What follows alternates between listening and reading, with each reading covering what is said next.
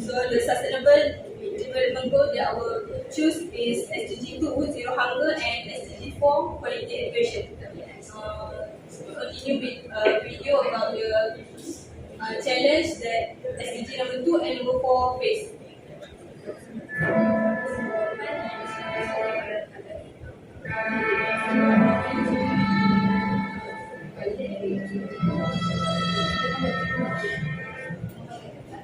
Hunger is one of the major uncontrolled problems the world is facing, and it is almost somewhat similar to a global epidemic. Track to end world hunger and malnutrition in all its forms by 2030. Under the shadow of the COVID-19 pandemic, up to 161 million more people are facing hunger in 2020 than in 2019. New figures estimate that between 720 and 811 million people around the world faced hunger in 2020. The prevalence of undernourishment increased this past year to reach a level of 9.9%. Around 660. Here's how we can help. The first step is to practice a healthy diet. Practicing a healthy diet means to eat healthy in a moderate way and not eating more than what your body actually needs, as this is unnecessary. The second step is to donate extra stocks of food to the needy. Extra stocks of food from warehouses or food businesses should be catered to those in need, which focuses on the school children and the marginalized groups. Thirdly, is to follow a food plan when you shop. Make it a habit to follow a food plan when you shop, so you'll know what you actually need to consume, and no extra food goes to waste when it expires. The fourth step is to improve the logistics of food supply across the world. Storage, transportation, packaging, international shipping, customs, road networks, and tracking and visibility has to be improved to ensure food gets to the people that need it the most efficiently. The fifth step is to increase the production of agricultural resources.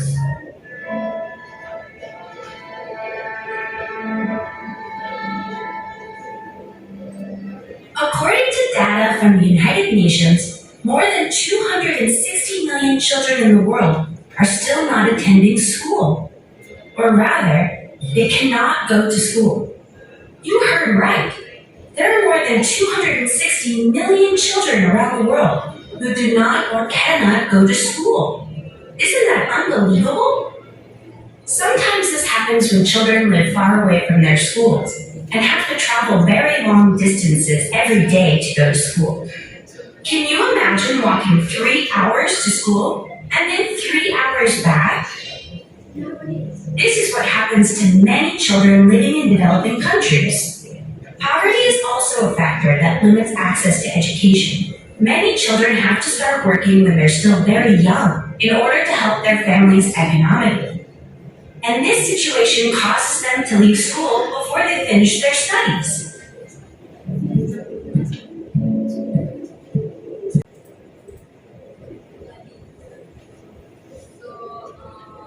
First, we're going to start explain about SDG number 2, Zero Hunger, and continue with SDG number 4, Quality Education.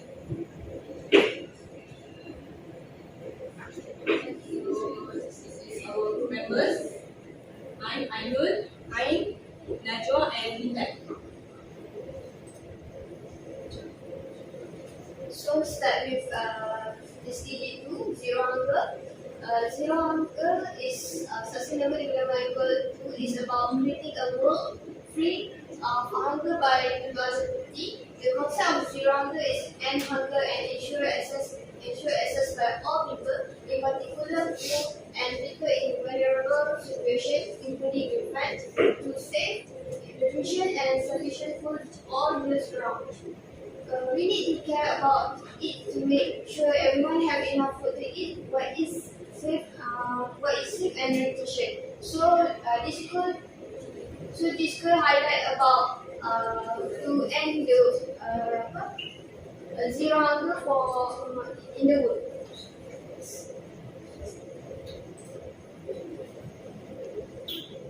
What problem does it address? The first one is food waste occur. according to the statistic, there are approximately 70,000 tons food waste occurred in the world per day. The second one is the upper burden of malnutrition, which includes both undernutrition and obesity, which can lead to the disease like kwashiorkor. The third one is many people do not get food because they do not have money to buy it. For example, like in the African country, the population there is high and their economy is very low, so they have a problem in buying nutritious food sources. So that's objective. First objective for SDG 2, zero loss of or waste of food. So as Intan said early, as much as 17,000 tons of waste of food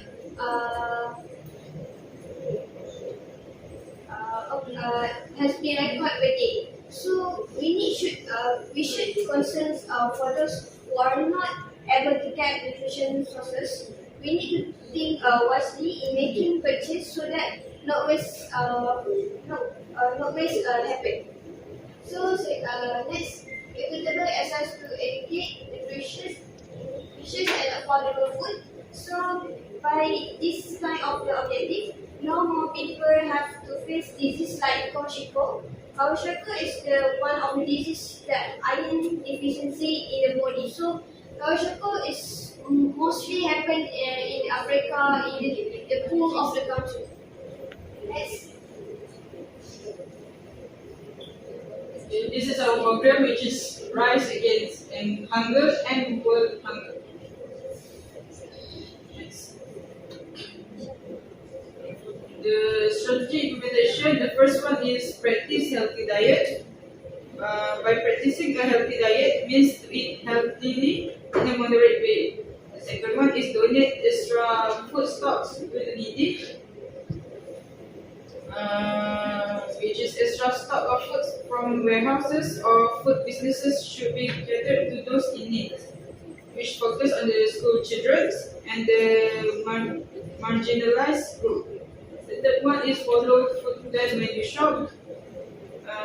Make it a habit to follow a food plan when we are shopping, so we will know what actually needed to consume and no extra food goes to waste when it expires.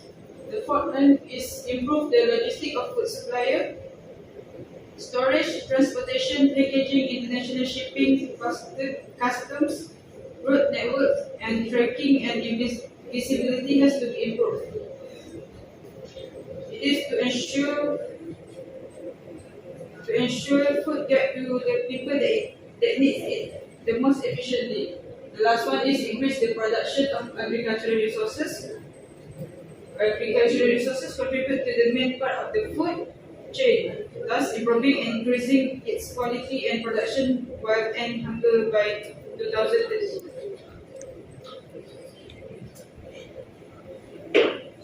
Lastly, how the campaign is effective and sustainable in addressing the problem we are trying to solve. So, prevent food waste from occurring. So, as we said earlier, have many waste food in our country. So, we need to prevent this issue to not be occur in a long time. So second, teach how the farm things like onion, vegetable or food. Lastly, encourage them to eat food that has sufficient nutrition. So when everyone get the enough nutrition, so we get health. So next. SDG number 4 is quality education. So this SDG is about ensure inclusive and equitable quality education and promote lifelong learning opportunities for all. So this quality education, they have include a lot of issues such as appropriate skill development, gender parity, provision of relevant school infrastructure, equipment, education material and resource, scholarship, or teaching forms. So the problem that SDG number 4 face is first, gender disparities. So here for example, as you can see at India, they actually girl have boy have a lot of opportunities to continue their education, which girl often facing discrimination and violence in around school, and if they have just a little opportunities to continue study, so such as when they finish their primary and secondary school, they maybe have their family not support them to continue to university because their surrounding at there think that girl actually don't need to study really hard. Second is lack of digital device. So lack of digital device, you can see at few years ago we have faced the COVID-19. So at countries such as Africa, they have lack of digital device that make their students cannot join the class. So there the lack of device that the student cannot study well. So discrimination in education. So discrimination in education, such as a teacher maybe giving the grade, the exam grade to the student, but not equal. Maybe they give a high grade to white people, but not to black people, such as in Africa, maybe they have racist problem. So number 4 is poor condition of school and equality issue. So here we can see in Africa, they don't have proper classroom to study. So you can see here, they can only study under 3, but not as us. We can study in good classroom with aircon. So here we can see the inequality that around the world was faced.